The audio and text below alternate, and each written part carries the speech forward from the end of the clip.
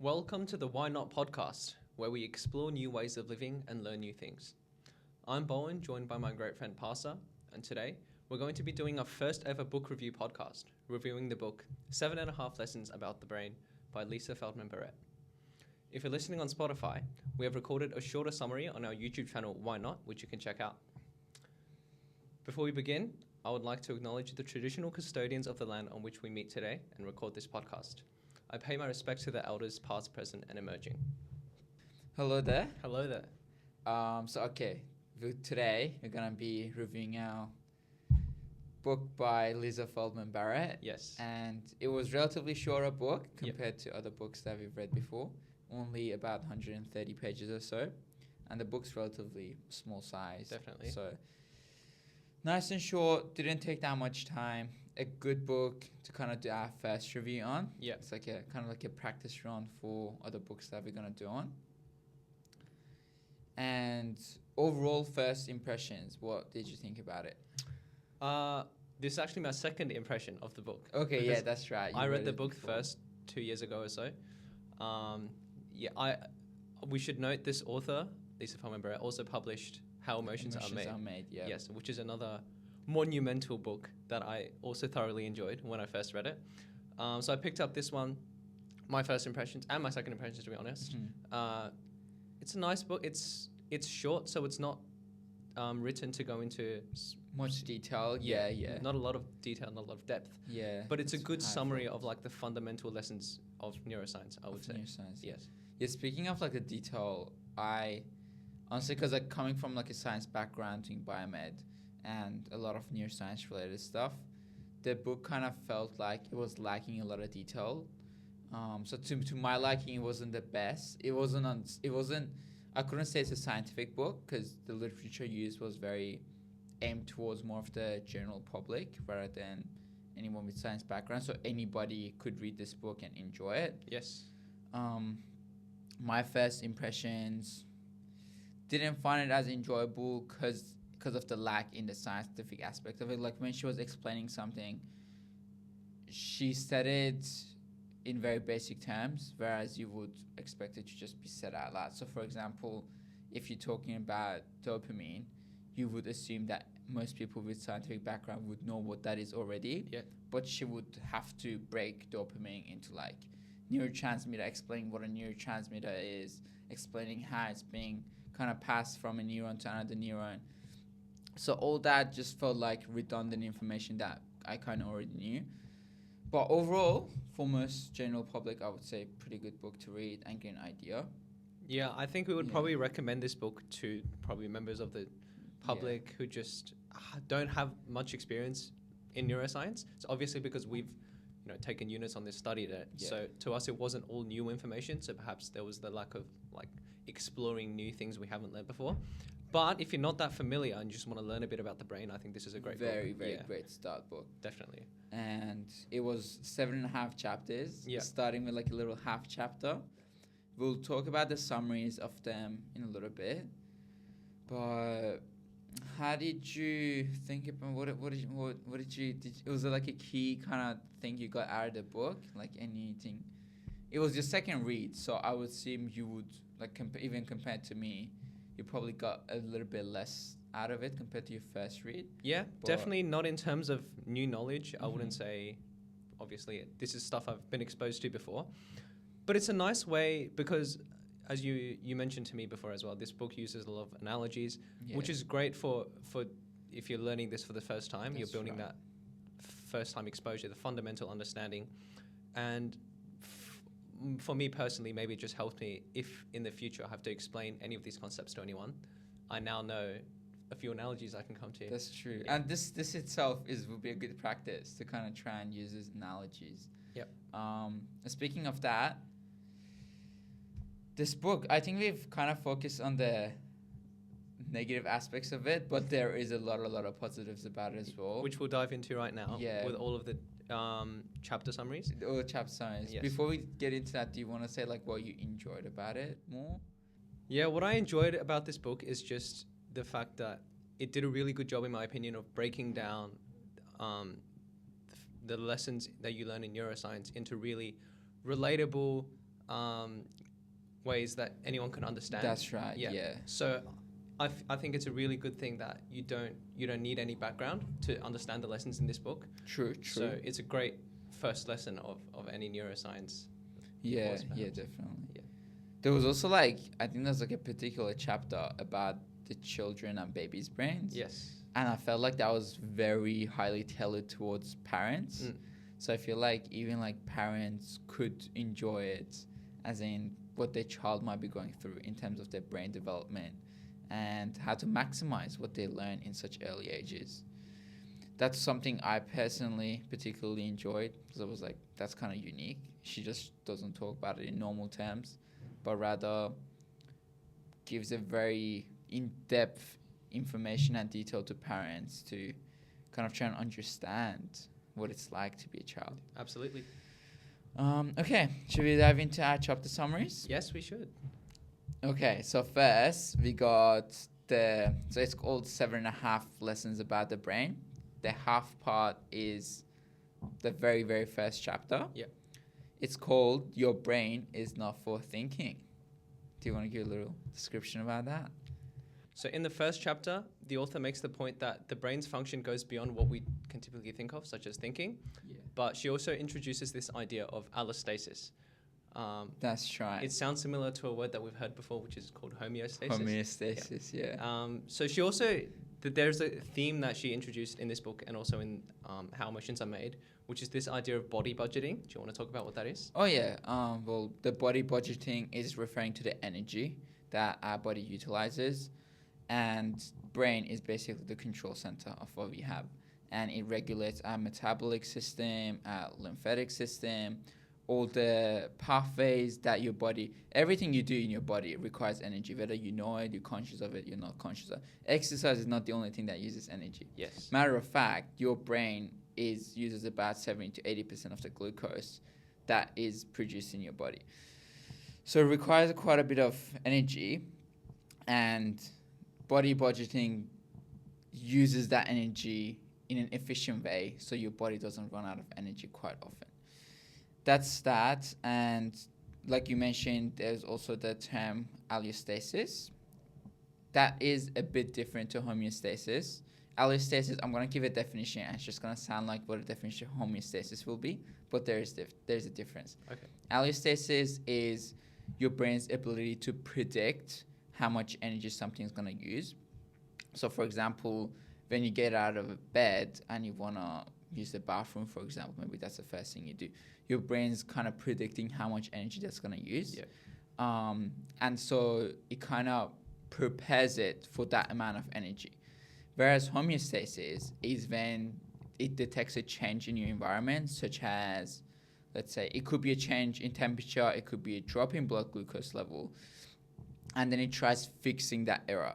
Whereas your allostasis is already predicting what's going to happen, and it makes your body prepared for that change. So when that happens, it doesn't feel like anything's changing for you. So that's brain's ability to kind of predict the amount of energy used, and that way it's what's the term budgeting, energy budgeting comes from.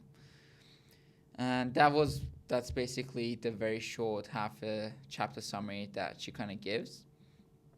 And then she dives into our very, very first lesson about the brain. Yeah. And it's titled, You Have One Brain and Not Three. Did you want to take this one? You have one brain and not three.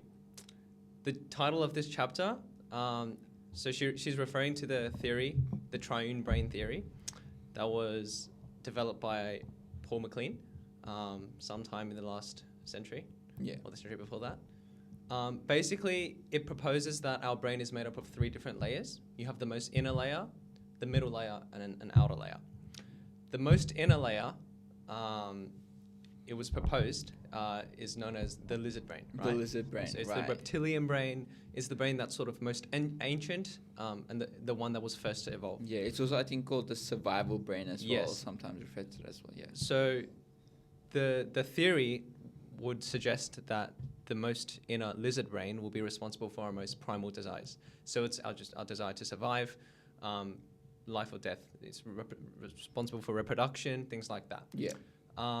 Then, sometime along evolution, supposedly, we developed another layer outside of that. That is what we now know as the limbic system. So this middle layer of the brain is proposed to be responsible for emotion and slightly more advanced features in an organism. So not just, you don't just have purely survival instincts, but you actually have developed the ability to sense and perceive and to feel different things. Then, as the story goes, you have the outer layer, which is the most newly evolved layer of the brain. Supposedly. Known as the cerebral cortex or the neocortex, neo being new. So in, I believe, mammals, including humans, we have this neocortex, and it's developed, it's split into 4 different lobes. So you've got frontal, parietal, occipital, temporal, and they are just thought to give us more complex thought, such as cognitive function, allows us to make decisions, think of more abstract ideas, just perform functions that many other animals couldn't have before. That is the triune brain theory, but is that But that's still not the believed? case, is it? Yes. What can you say about that? Well, actually, the theory has been proven wrong for a decent amount of time now. And that's because of all of the technology advancement that actually allows us to look into the brain and image the brain and its activity. And it shows that even though the mammals and humans have this thought layer called neocortex, which is obviously proven to be wrong because the way the brain develops is, it becomes larger, and the cortex region becomes a higher proportion of your overall brain size compared to like other species such as reptiles, that you might see a relatively smaller portion of the brain being cortex. That being said, she also goes to talk about brain size and how it doesn't affect how evolved we are. So, for example, our brain compared to like an elephant brain is much smaller, yet we have this advancement of being able to kind of think, feel, have emotions. Yeah. And going back to the point why it was proven to be wrong is because it relies on the brain being developed layer by layer by layer, whereas that means what you would think as survival factor would only show activity within your very deepest layer, which is clearly not true, because we can see activity once, like when these studies have been done where brains being imaged while you're trying to reproduce, or while you're going under very special circumstances such as high stress times.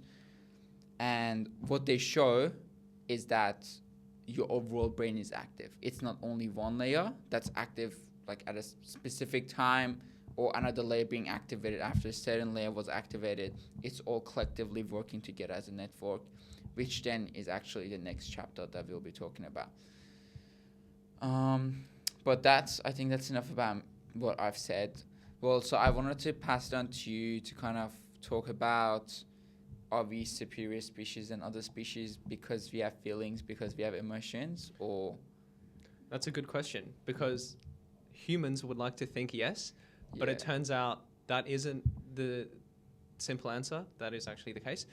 From our understanding and what this book teaches us is that, yes, our brains have evolved to be relatively larger than the brains of other species and perhaps our own body. Right. And in humans, it is the most metabolically costly organ in our body. It consumes the most energy relative to our other body parts.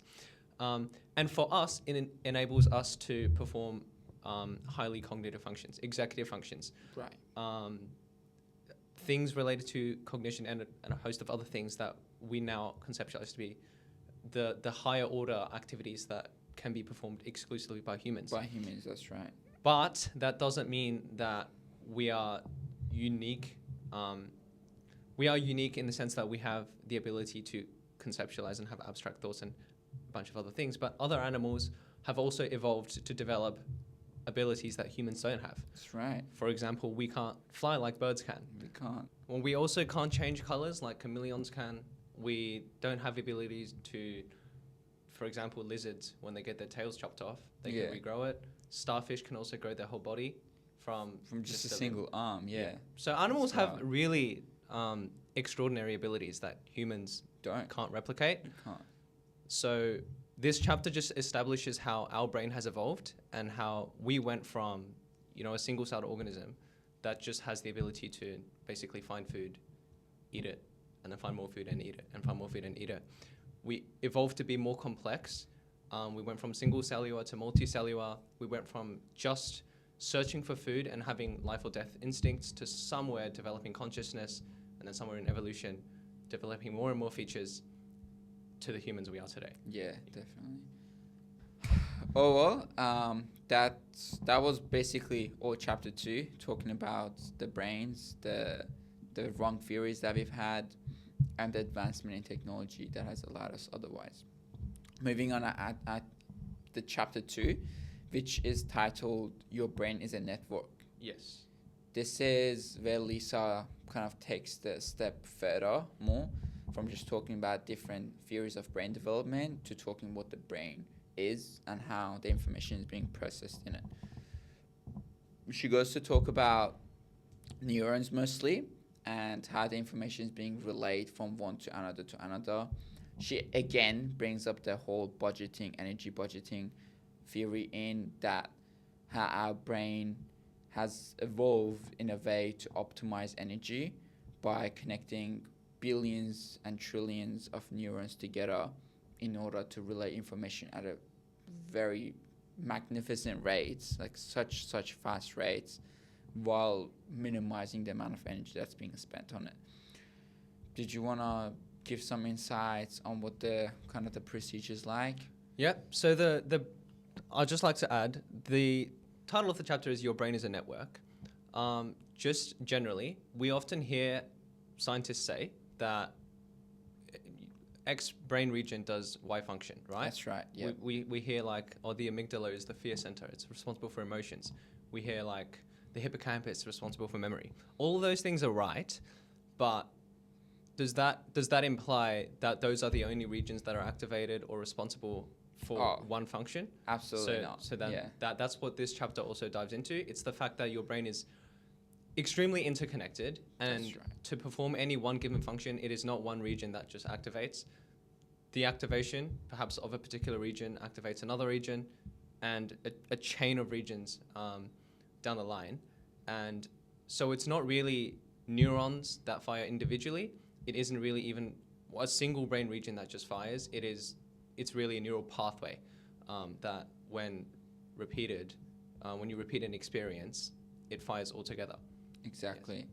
It just goes to show you can almost talk about the sensory versus your perception of like you being able to accumulate everything you sense, such as like even for, I don't know if you're listening or if you're watching and listening, like you have your brain is first of all listening, taking all that information in, and at the same time it's kind of trying to predict what I'm about to say next, and all these kind of activate different areas of brain and allows it to integrate all together, where your brain then perhaps does a movement, or in terms of listening, it kind of tries and understand what is being said, comprehends it, and then can store the information efficiently if it deems to be necessary in your short-term memory, and if it's something to stay, then it would go pass on to your long-term memory. Yep.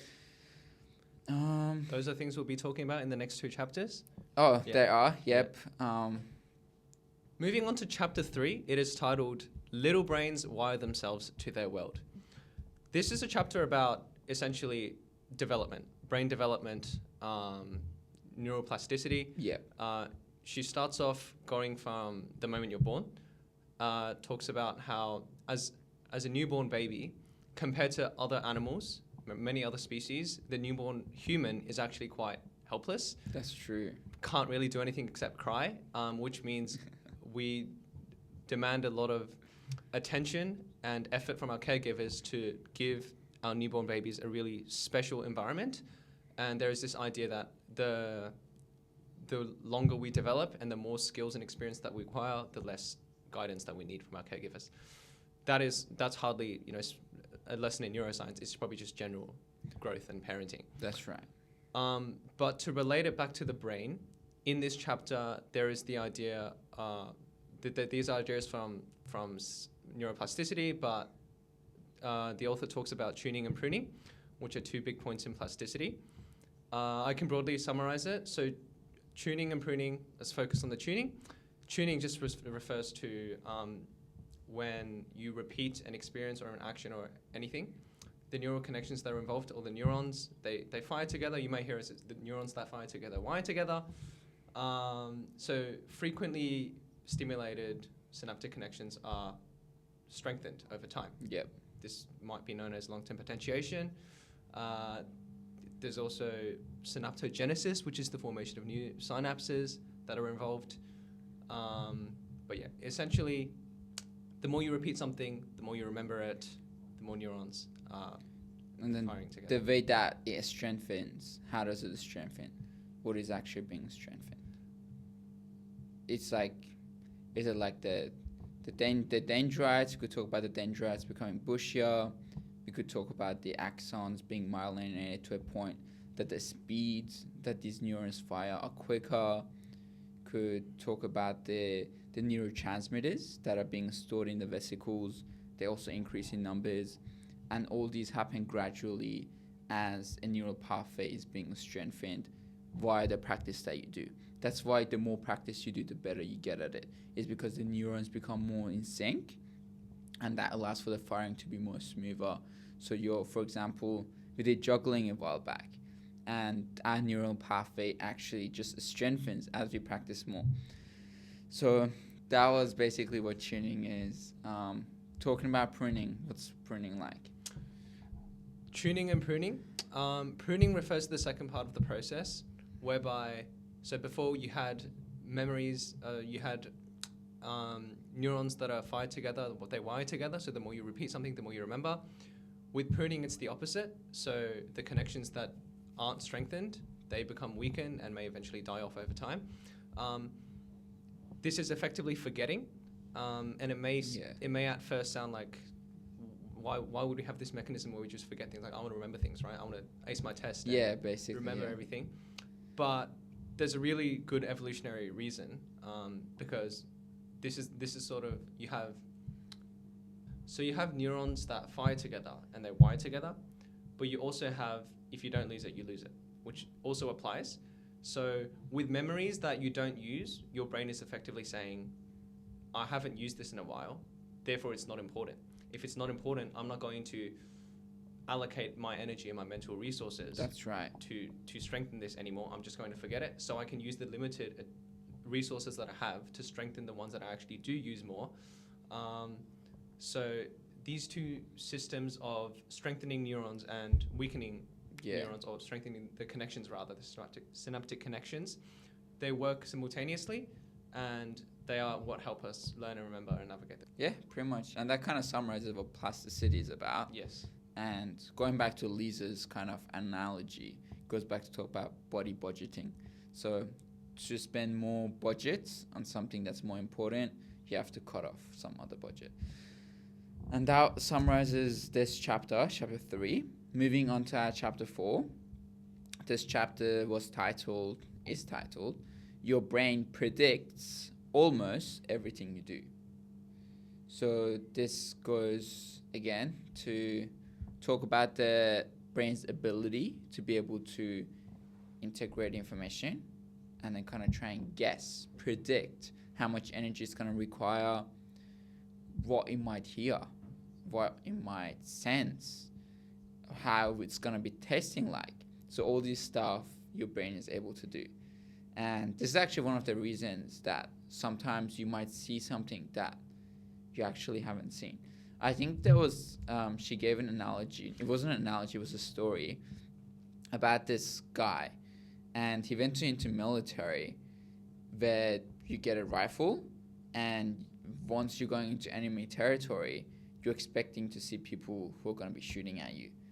And he suddenly turns around, and then he takes his gun and he's ready to shoot. And then his boss, just the surgeon, yells at him, and he's like, it's just a kid. And turns out he was just looking at a 5-year-old kid with bunch of cows next to him. So it just goes to show how powerful the brain is at predicting what it wants to see, what it wants to hear, what it wants to sense.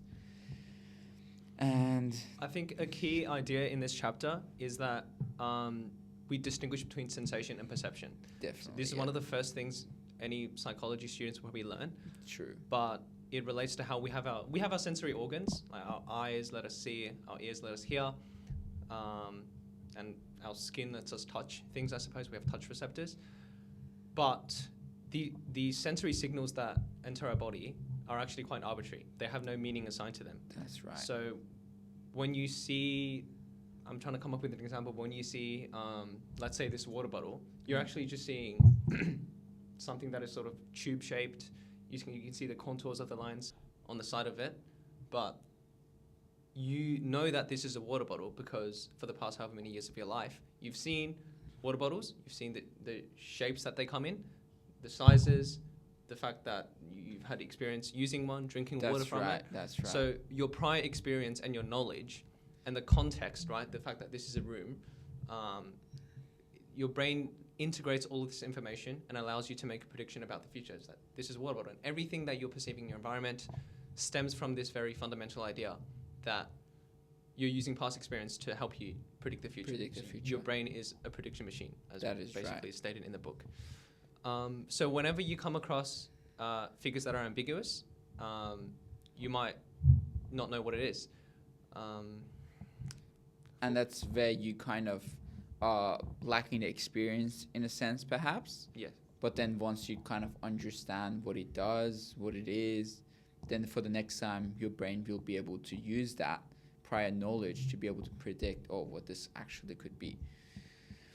So that kind of summarizes this chapter. Lisa does also talk about, she gives a quote which is quite interesting. She says, "Sometimes we are responsible for things not because they're our fault, but because we're the only ones who can change them."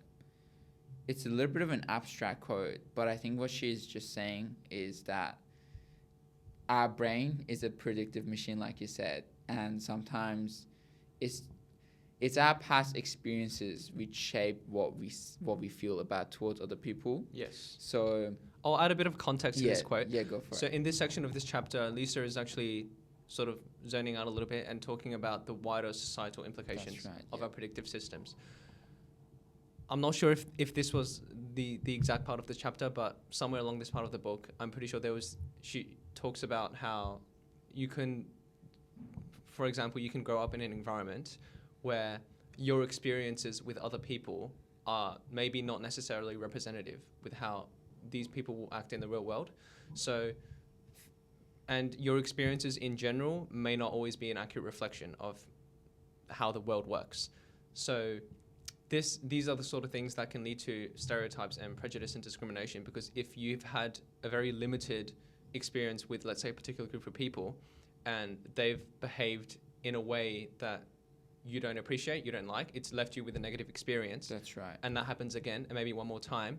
And as your experiences accumulate, what you're effectively learning is that I need to, avoid this group of people. I need to do what's best for me. I need to survive, right? So I need to allocate my body budget to do whatever's best for me, and that could lead you to developing beliefs that maybe aren't true, maybe aren't representative, and things. I mean, there's a chapter after this that talks about how we're social creatures, we collaborate. Yeah. But we'll get onto that later. Yeah. Something to kind of like, as you're explaining that, it just kind of reminded me of the what other examples she gave, and one was the fact that our body budget works best with the experiences we've had, because it already knows what's what. It doesn't require as much energy to kind of try and make sense of what's happening. It just rather goes like, boom, that's that. Whereas if you're spending more time with like a group that you haven't spent time before, so this was a massive issue like a century ago, not even a century ago, less than a century ago, with like racism. It's a very common thing. People were like against it. I mean, I don't have to explain what racism is. Even today, it still exists, but we can appreciate the fact that it's minimized and reduced quite a bit.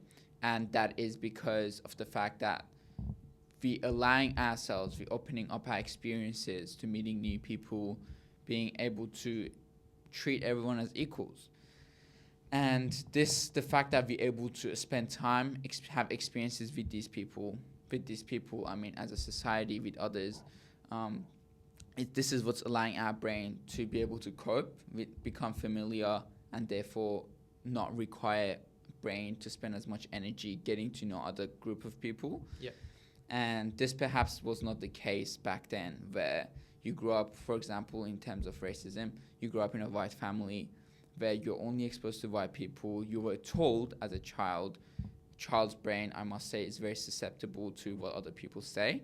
And as you grow up, that's so much harder to change. So changing your perception as an adult is very difficult. And that's what kind of led to racism. Yeah. But as time passed by, we spend more time, we become familiar, and this idea is just no longer a difficult concept to accept. So I think that's where she kind of, like you said, zoned out and went to talk about the prejudice and discrimination against some stereotypes. Yeah. And I think that's enough for this chapter. Yeah. The next chapter links really intimately with what you just said. Mm-hmm. So we can dive into that. There's a really long quote that I want to read out that I think is really relevant. But in the next one, which is the 5th lesson of the book, it's titled, Your Brain Secretly Works with Other Brains. So this chapter is all about the social aspect of being human, how we collaborate, how interactions with other people can help regulate our body budgets and our energy. So she starts out with the idea that, evolutionary speaking, socializing with other humans has always been beneficial to our survival. We established we'll do whatever that will maximize our chances of staying alive, and collaboration is one of those things.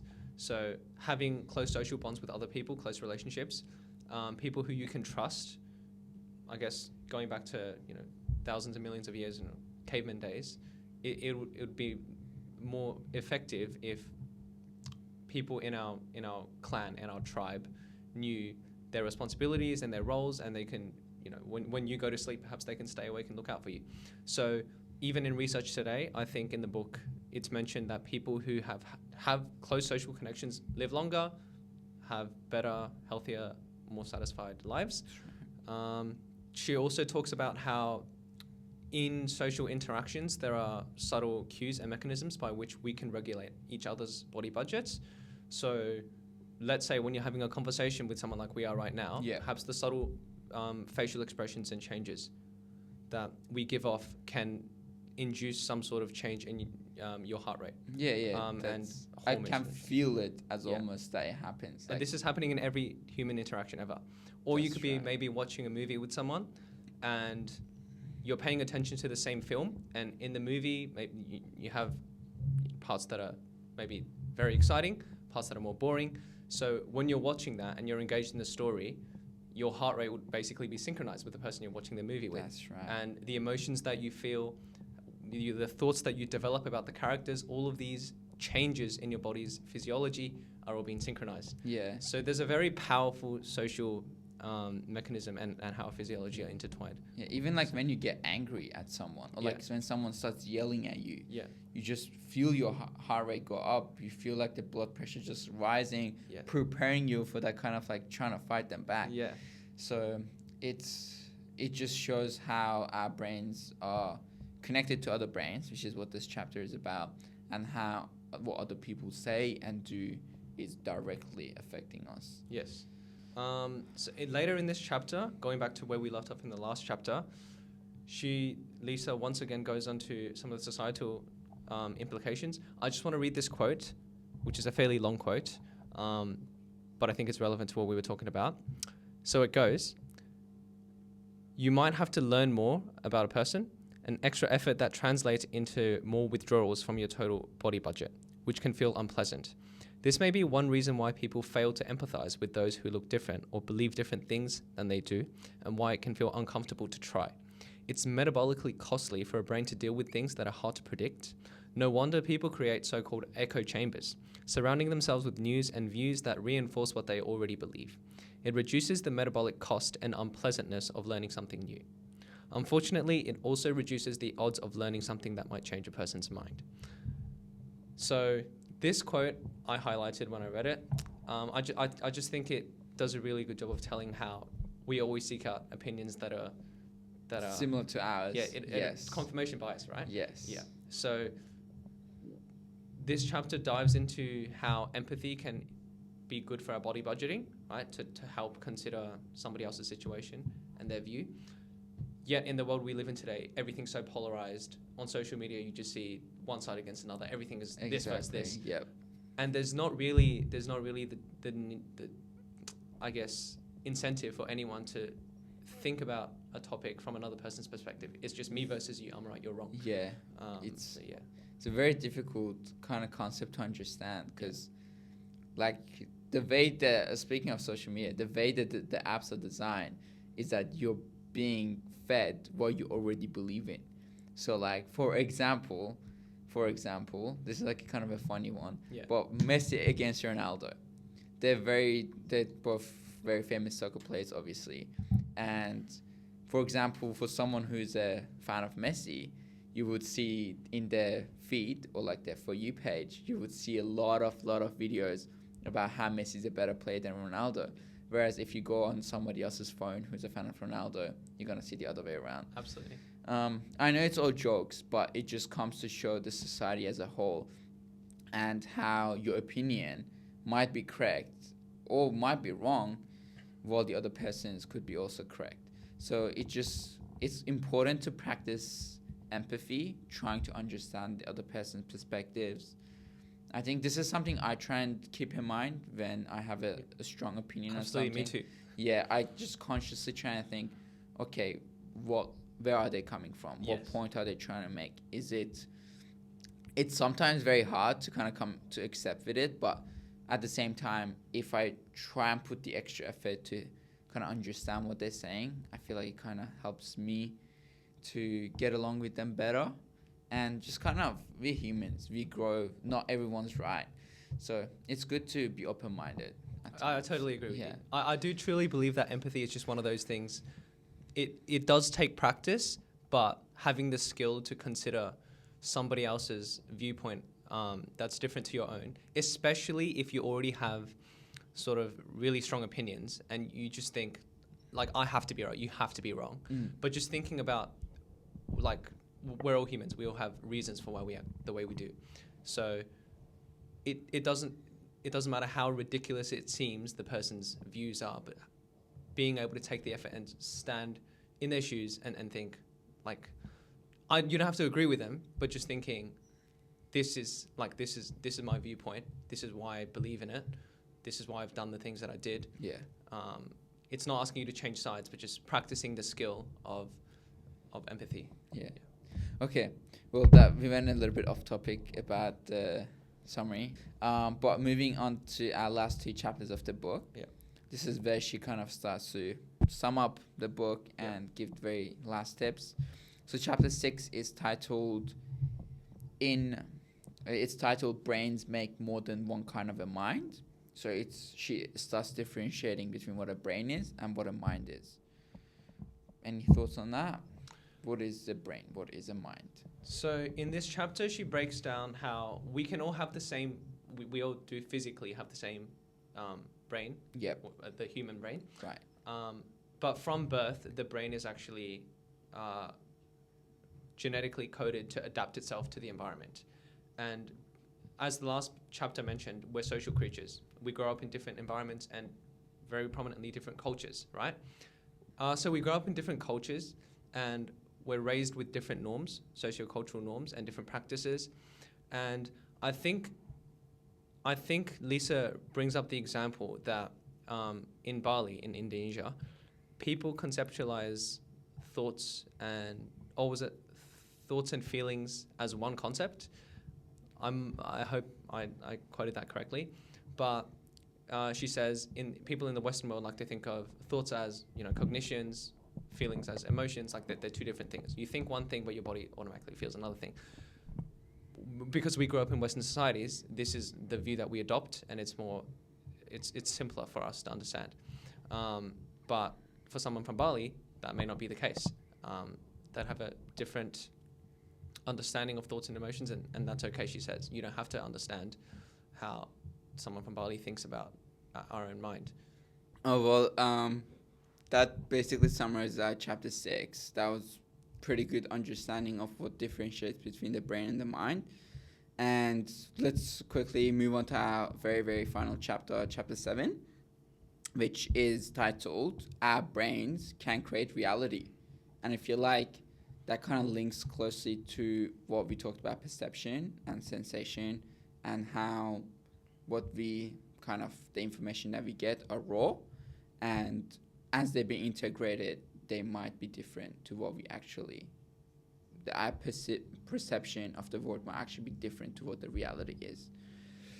And this kind of reminds me of, I actually don't remember the name of the researcher, maybe you would remember, but they kind of came up with this leading questions, and it kind of, and then they had like, I think it was an experiment, and they showed people a footage of a car hitting a glass, or like getting into an accident, and they got them to guess what speed the cars were going. Yes. And then in like, what she found, I do you know her name? Elizabeth Loftus. Oh, Loftus. Yes. That's right. So Loftus, what she kind of found was like in the videos where there was like an exaggerated effect, such as like broken glasses. Yes. In the accident, people were more likely to estimate the speed as being higher. No. I think the experiment was about using different verbs. So saying the car, I think they did have something about. No, it's just the verb. It's just the verb. So you would say the car crashed into the pedestrian. The car touched the pedestrian. If you use words like smashed into, people would say, "Oh, this car was going really quickly." Yeah. But if it was like a less like intense verb, people would just say, "Okay, it was a slower speed." It was slow. Okay. Yeah. Perhaps look. I'm perhaps doing the same thing. I've just the reality has maybe changed in my mind. Perhaps it has. So that's a very good example of how our experiences change our thoughts. Something that I thought was based on the broken glass or not, actually turned out to be.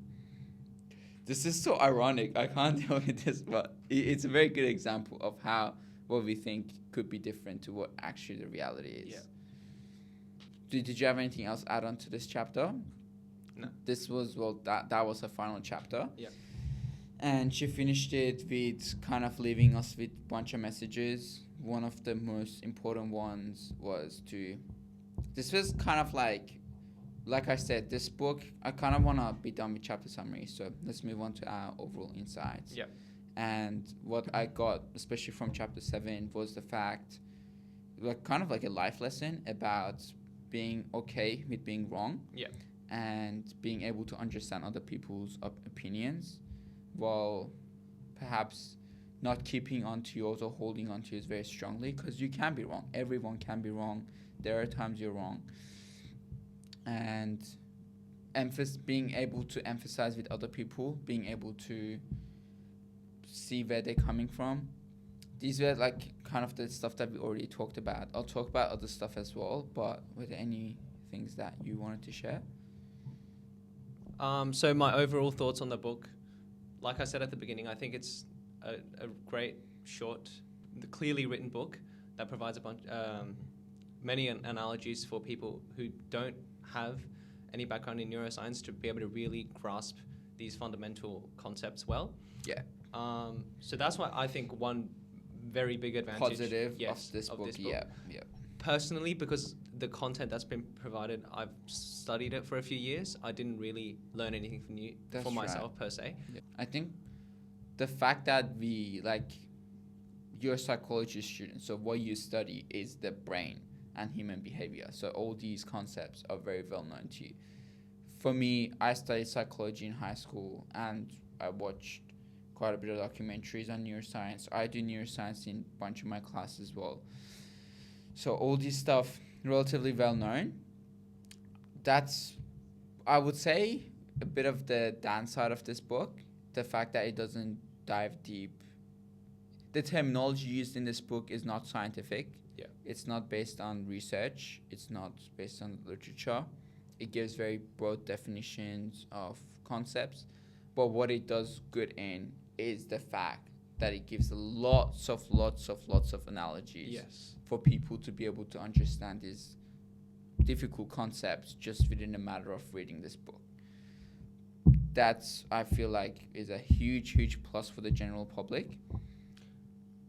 But at the same time, I personally, the message is like my main takeaway is weren't anything scientific. If anything, they're just to be more open-minded. Yeah, I was going to say this earlier. Yeah. From a purely, I guess, theoretical knowledge perspective, even though there wasn't a lot that I learned, the few times that she started talking about societal implications, that's what I really liked. Yeah. Because she applied the common lessons in neuroscience to things like, you know, things even like politics and how you interact with other people. Obviously, we won't talk about that today, but just giving you the insight of something that sounds really simple, like empathy, right? It's just considering something from someone else's perspective. Yeah. But yeah, I liked it personally when she delved into those areas because it connected like fundamental neuroscience to very big ideas that everyone has their own opinions on. That's true.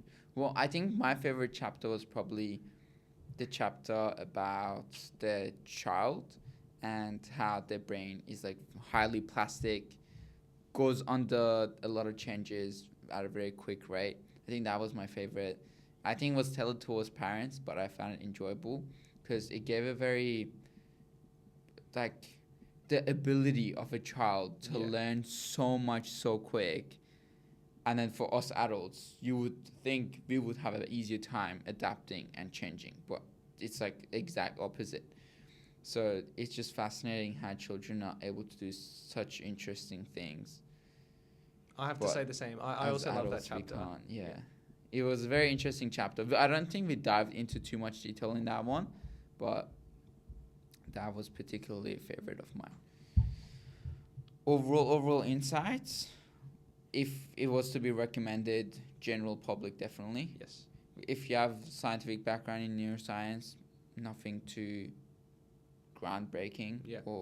So there's no new findings or like anything serious to like help you change your life. It's not a life-changing book, but it's rather like a basic book to make people understand what their brain is about. I haven't read her other book, How Emotions Are Made. I highly recommend it. But I have, yeah. You've said it a lot. And I've looked up its reviews and it's really good. Yeah. Well, thank you guys for listening on Spotify and watching and listening on YouTube.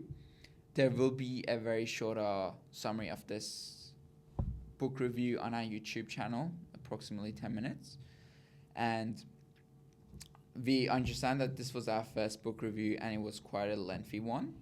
And we aim to reduce the amount of time spent on summarizing the chapters and making it purely based on what we learned and our insights on the book and who we would be recommending it to, what was special about it, whether it was, we found like it was life-changing. We'll have it all figured out for our next book. Yeah. So, yes, this book review was quite a bit of a, in case more in depth and in detail of what the book is written about, whereas the next ones will be more focused on the overalls, being a more proper book review rather than a summary of the book. All that being said, again, thank you guys for watching. We will hoping to see you guys in our next podcast. Thank you.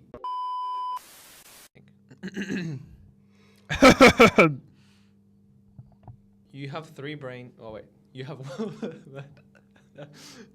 You have three brain. No, you have three brain. In humans, it is the most metabolically costly.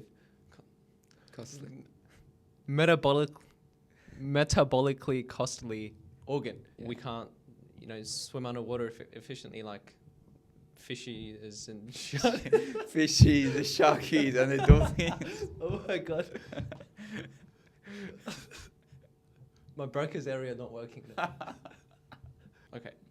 Fishies and sharkies and birdies. Birdies.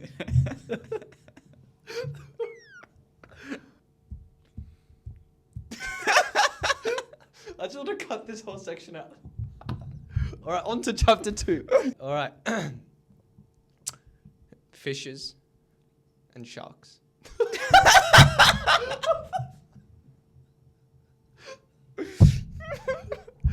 I can't say fishes now. I can't say it. Isn't it just fish? Oh yeah, it is. I don't even know English. We can't swim as efficiently as fish and shit.